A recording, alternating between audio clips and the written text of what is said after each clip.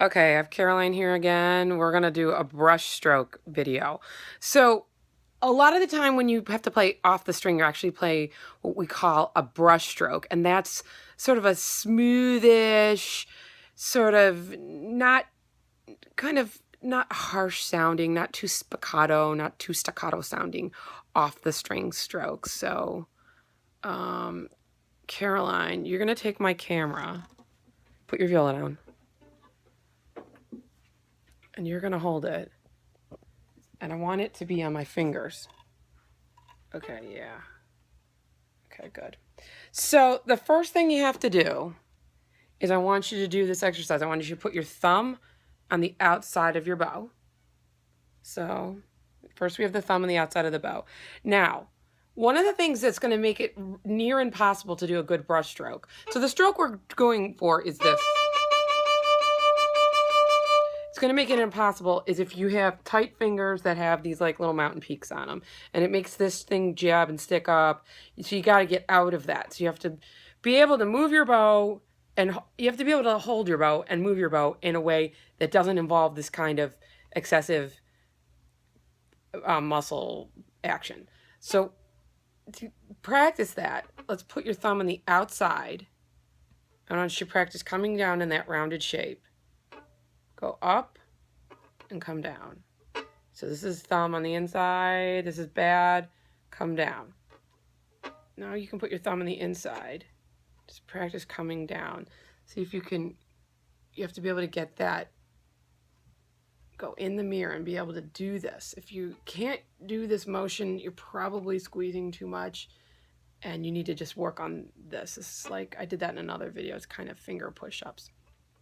So once you can get where you can get into this, where you have very flat knuckles and you have this sort of an angle, you're not having your elbow, or I mean your wrist. If you have this angle, it's not going to work.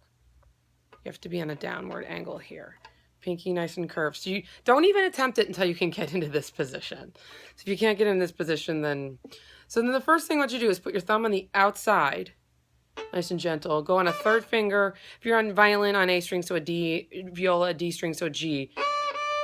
And just practice. See how I'm kind of going a slight up and down motion. So it's...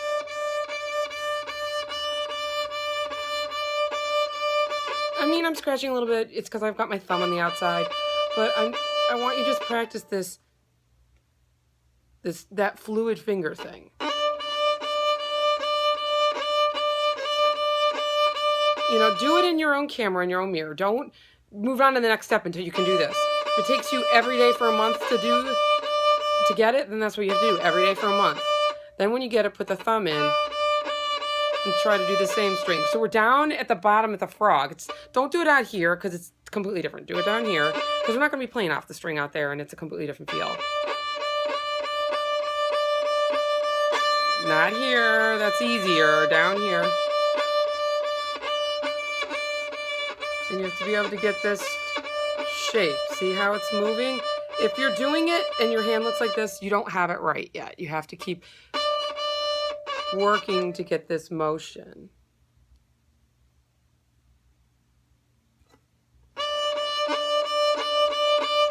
And then once you get the motion,